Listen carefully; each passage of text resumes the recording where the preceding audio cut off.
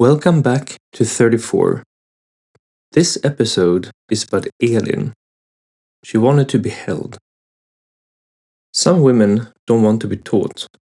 They want to be held, seen, met. This is the story of Elin. Not someone I've been with, but someone I listened to. And through her words, I began to understand something deeper about longing, safety, and the quiet power of feminine presence.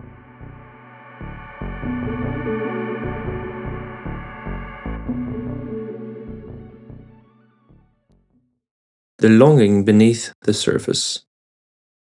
Elin lay on her back in a dimly lit room, a blanket over her stomach, wrapped in a silence that felt both safe and charged. She didn't crave touch in that moment. She craved space, that elusive place where her inner world could unfold, without being analyzed, interrupted, or rushed. I wanted someone who could just be there, not fix me, not impress me, just meet me. In past relationships, she had often been the teacher. This is what safety feels like to me. This is where I soften. She was clear, pedagogical even, but presence can't be taught. And while she gave everything, emotionally, sexually, and spiritually, she often stood alone in the intimacy. Sex without closeness had started to chafe, not in the body. There was pleasure, but in the soul. Sometimes she went home after a date and felt more alone than before. Not because it was wrong, but because it was empty. I don't want to have to educate someone just to be loved, she whispered once, mostly to herself. She had loved a man once, kind, safe, but closed, walls where there should have been arms. Whenever she opened up, her words were used against her, as if her vulnerability was a threat, as if a longing was too much. And then something shifted. She began to realize attraction for her wasn't one dimensional. It needed to be emotional, intellectual, sexual, all three, or she felt fractured. Maybe she thought it wasn't about finding the right person, but daring to stand fully in herself, not explaining, not performing, just being.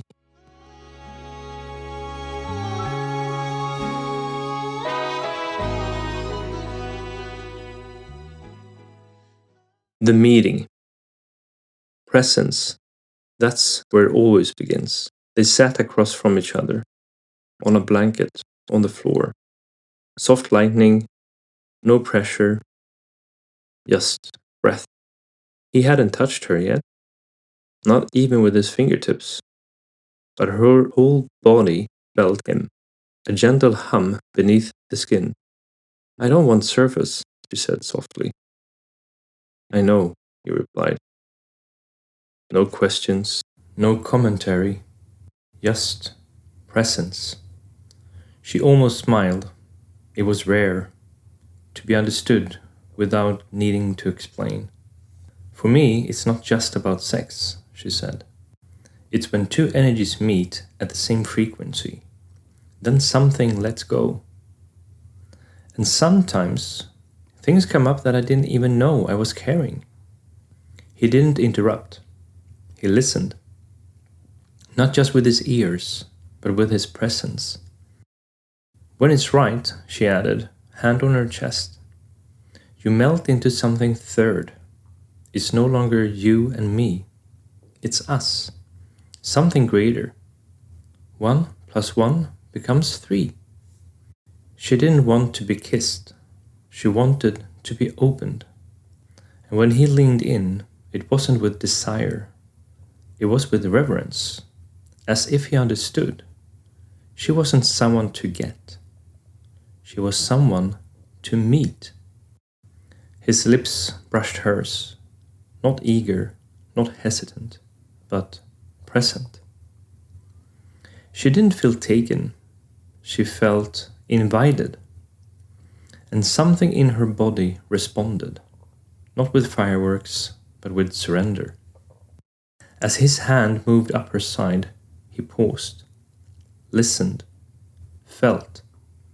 She didn't instruct. She didn't explain. And for the first time in a long time, she could just let go. With every kiss, every press of his hand against her back, something loosened, not like tears, not like sorrow, like tension melting from the inside. When he entered her, slowly, steadily, it didn't feel like she was giving something away. It felt like something was being built within her. She was naked and more whole than she had felt in years.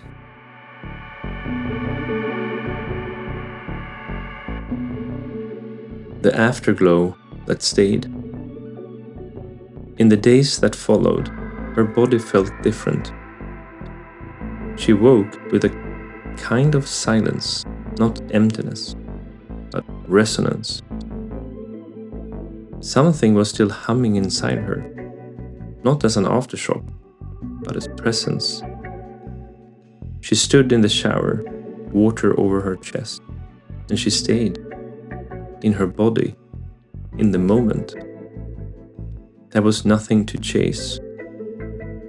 Sex had once been something she did. Now, it was something she carried.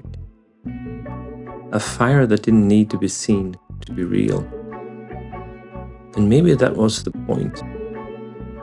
It wasn't him who had saved her. It was she who, in his presence, had allowed herself to fully feel. And that is what remained. Too tender, too tired of explaining what she needs just to be met. This is your story too.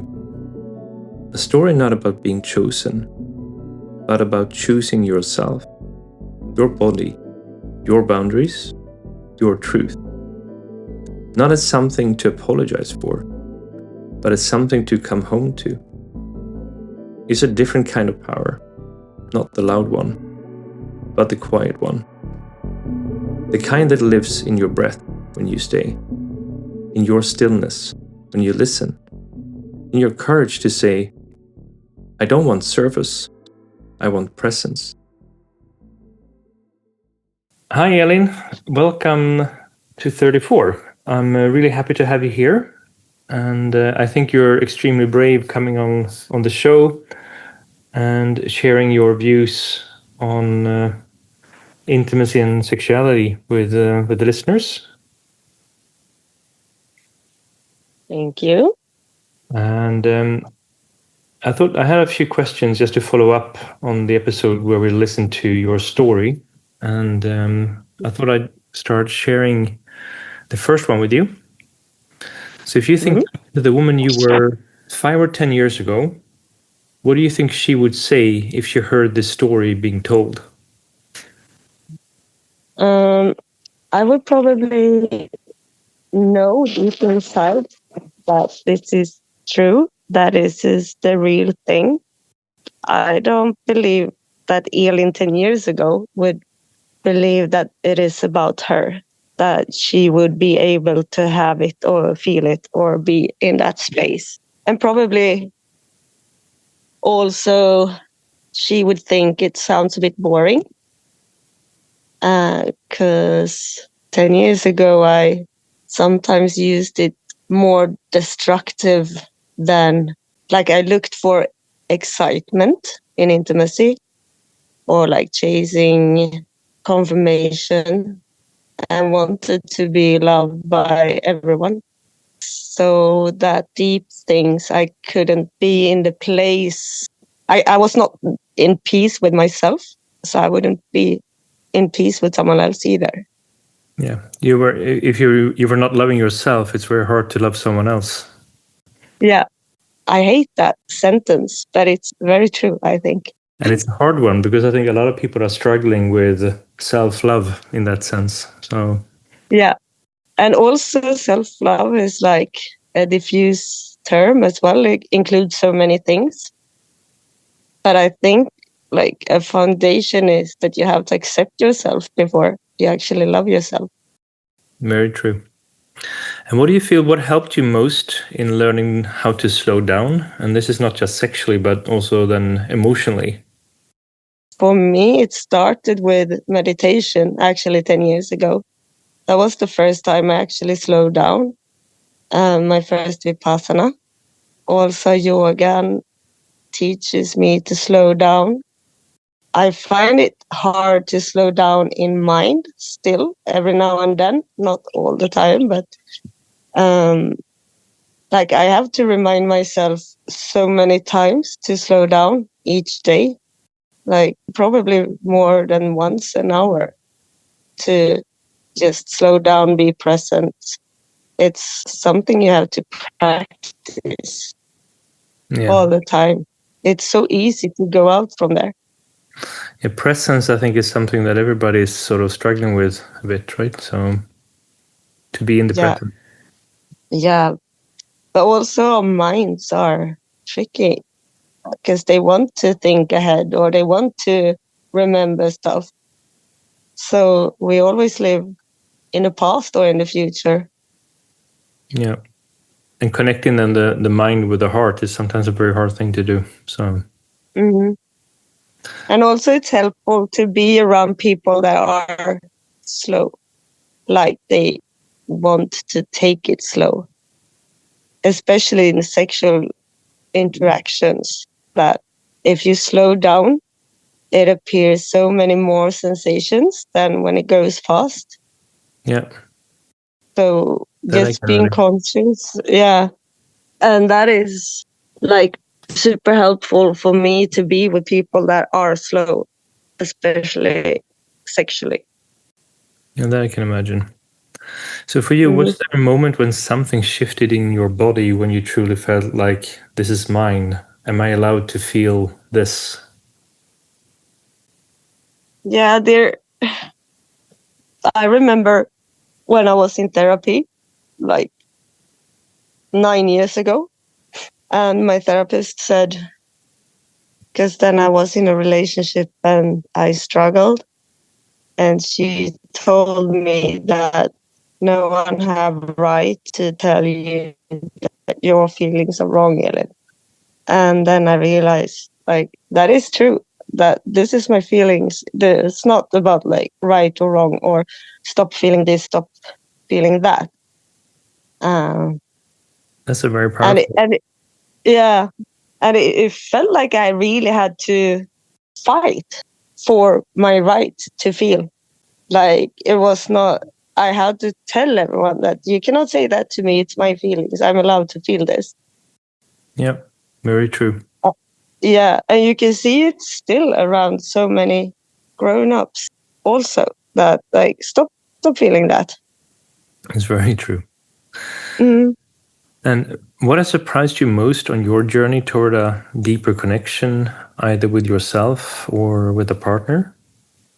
Like putting it simple, it is acceptance or realization of that everything coexists, that you can feel two opposite things, two polarities in the same time. It's okay. It's just for me that I struggle to what do you say?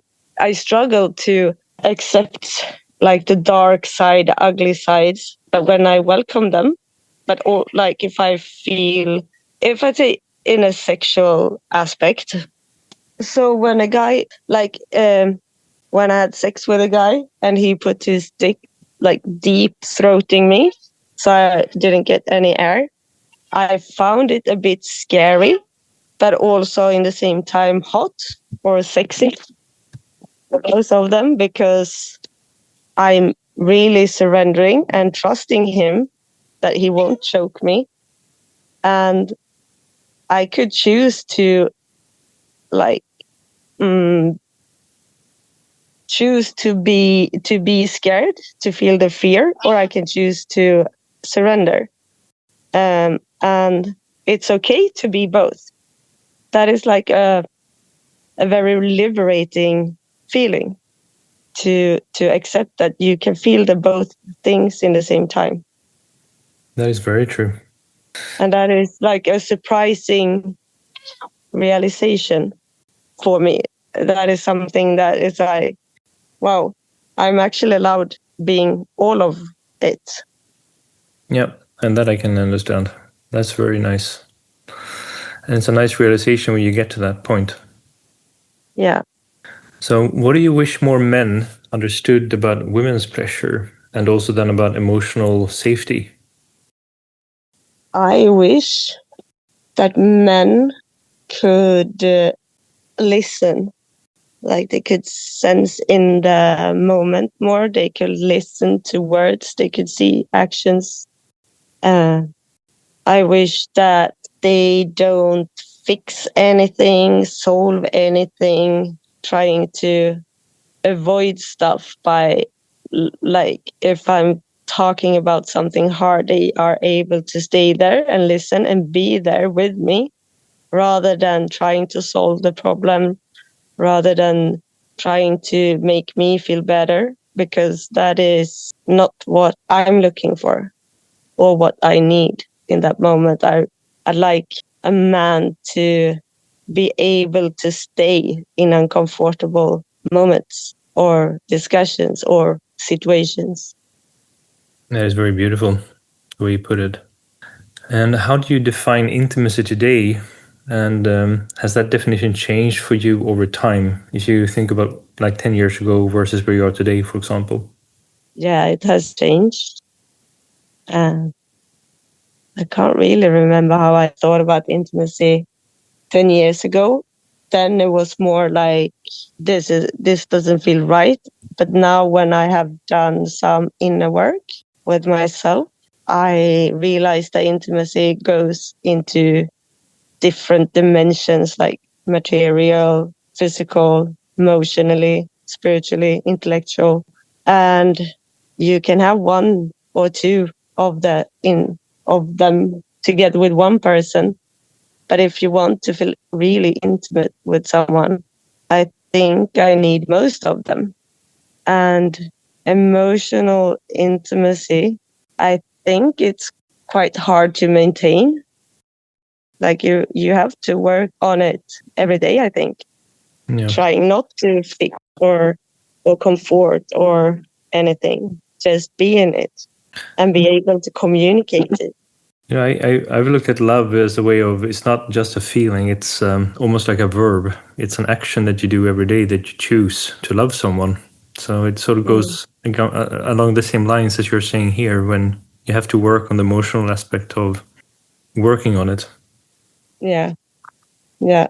And since I'm a nurse, I'm like a people pleaser, a helper. Yeah, so you always want to be available for others. And if you could speak directly to another woman who feels like she's lost touch with her body or her desire, what would you say to her? If you would speak directly to another woman who feels like she's lost touch with her body or her desire, what would you say to her? I think when I meet a woman like that, I feel very sad.